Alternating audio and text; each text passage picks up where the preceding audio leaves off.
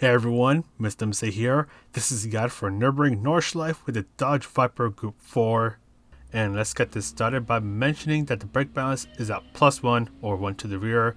We're on the racing hard tires, and because this is a very long track, we're not going to stop the video as often as usual. But anyways, for your first braking point, you want to start to brake before the pit wall on the right ends.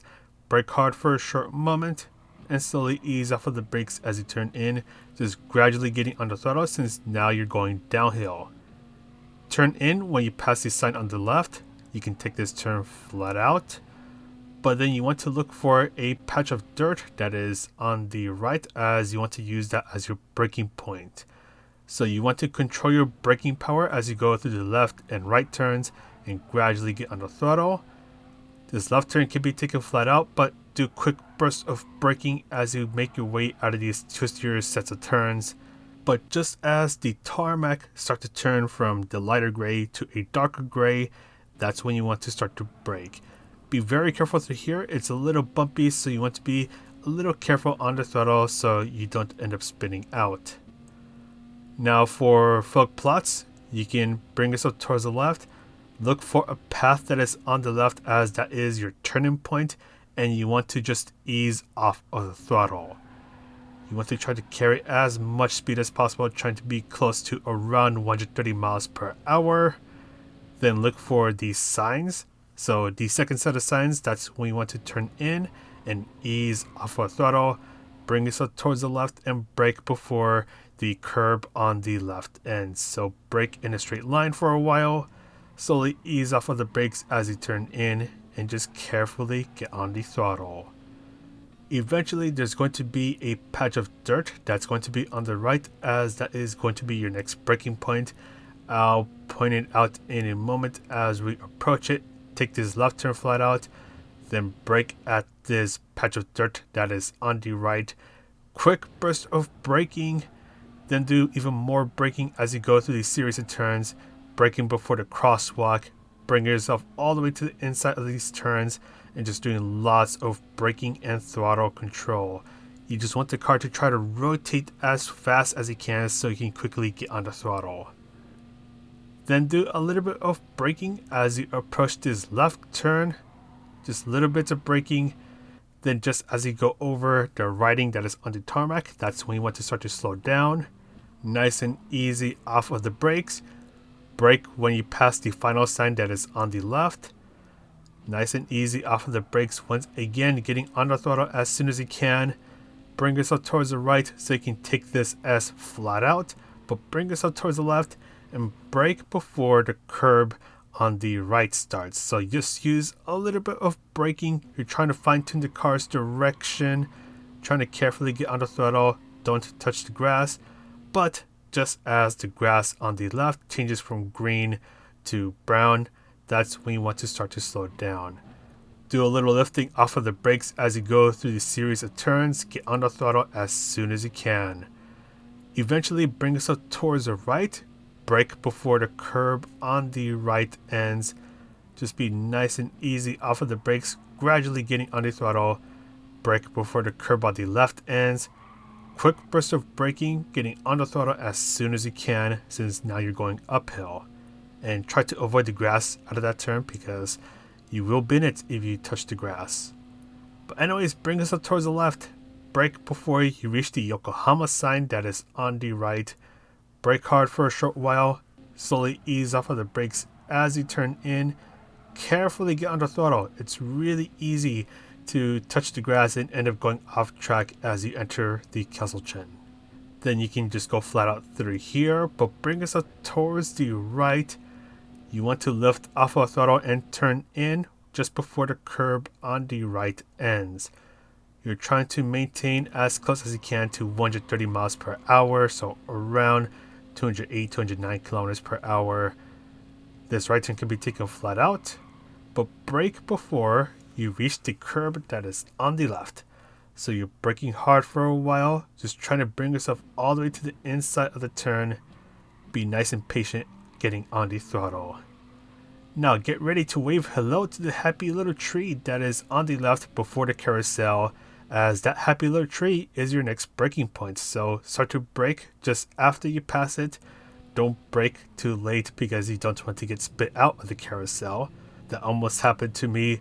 Just be a little careful on the throttle. Once you're getting out of the carousel, slam on the throttle. This left turn can easily be taken flat out, but as the curb on the right starts, that's when you want to start to ease on the brakes. Do a little lifting off of the throttle for this right turn, and then look for the marshals that are on the right. They are your next braking point, and just use some of your braking power just trying to fine tune the car's direction. This right turn can be taken flat out, but start to brake just after this turn ends. Lots of braking and throttle control needed through here. Brake before the curb on the left ends. Just be nice and careful getting off of the brakes. Look for the Yokohama sign. You want to start to slow down before you pass it. Just bring yourself all the way to the left side of the track. Just using lots of braking control. Bring yourself towards the left. Before the curb on the left ends, you want to use a quick burst of braking. You can see me just do that. Get on the throttle, brake before the curb on the left ends. Nice and easy off of the brakes, carefully getting on the throttle. And this one's a little hard to spot. Brake just as the dirt patch on the right starts. And you want to be really careful getting off of the brakes as this turn is a little long and drawn out. Then just as you're about to make this little jump, that's when you want to start to slow down. Quick burst of braking needed through here. Try not to touch the gravel, otherwise your run is pretty much going to be ruined. You can go through this section flat out. So you want to be revving the heck out of the Viper. Just trying to go through this part as fast as you can.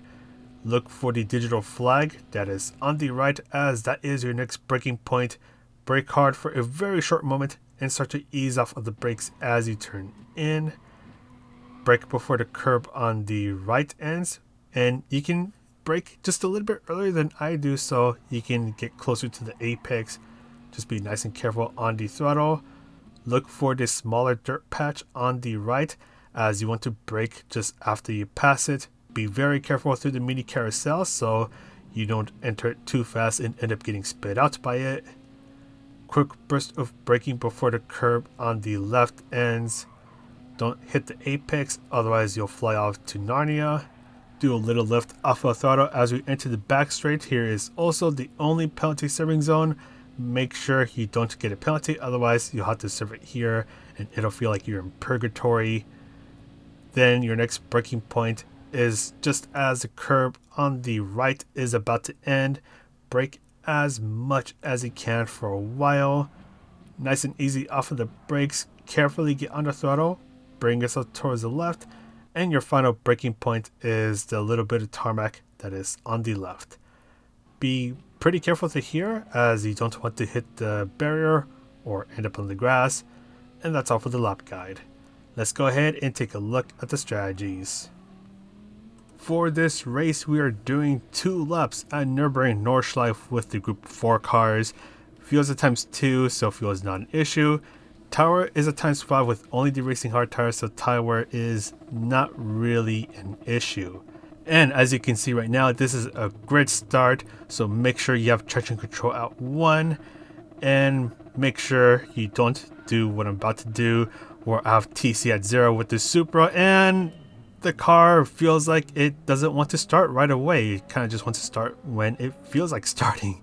Yeah, I don't know how it bogged down that much, but anyways, so this is a grid start. If you want to see what the grid start looks like, so here it is, starting from the very back, so starting from 20th place, you have to go through the final corners, and pretty much 9th place and below gets screwed over because they start before the final turn. So if you want to start on the main straight, you need to qualify P8 and above. And don't forget that you're starting on cold racing hard tires, so you want to be a little easier on your car as the tires warm up, because you're not going to have all the grip at the beginning of the race just yet.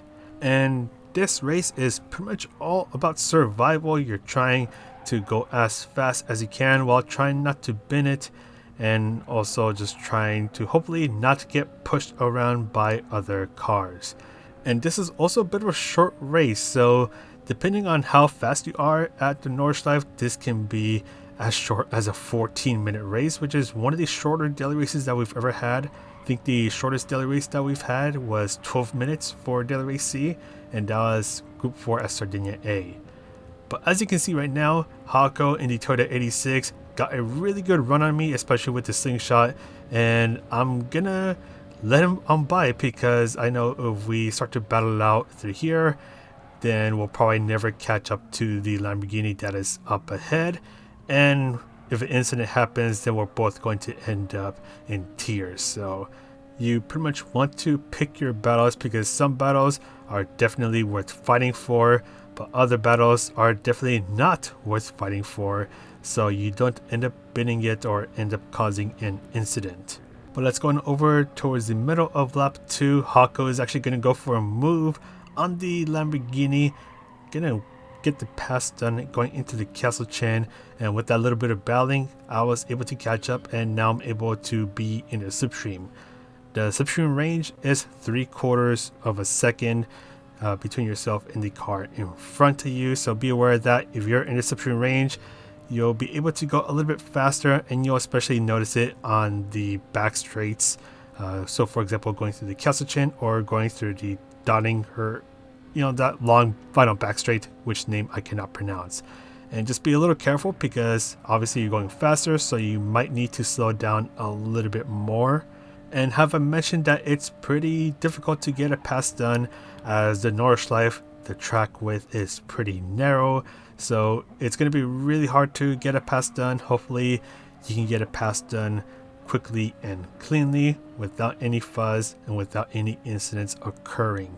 So just like what I said earlier, you want to pick your battles, and in some cases it might be a boring race, because you're pretty much just going to be sitting behind the car in front of you, wait until the back straight to try to get pass done, unless if they bin it at some point.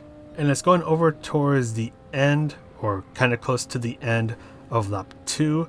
In terms of the go-to cars, this is kind of difficult to tell. I don't think there's going to exactly be a go-to car. Rather, it's going to be more about which car you're more comfortable with. So for example, with me, I'm more comfortable with the Viper, so that's going to be my go-to car. For some people, the M4 might be better, or the Huracan might be better. Basically, whichever car you're the most comfortable with, that you can get the fastest time with, then that's going to be the car you're going to want to use. Unless if you want to show off your Supra, then that works as well. But anyways, as you enter the final straight, you want to be careful about when you pass someone through the final back straight, because if you pass someone too early with the use of slipstream, then the car you just passed will now be in your slipstream, and they could potentially pass you to regain their position. And yeah, slipstream is very OP. As you can see, I'm not in the slipstream. I couldn't even get past the 86, so I had to fall back. So now I'm going to hope for shenanigans to happen, as the 86 is going to try to send it, ends up clipping the wall. He's going to try to go for the outside pass, but he's going to end up in the grass, and he's going to end up hitting me into the wall.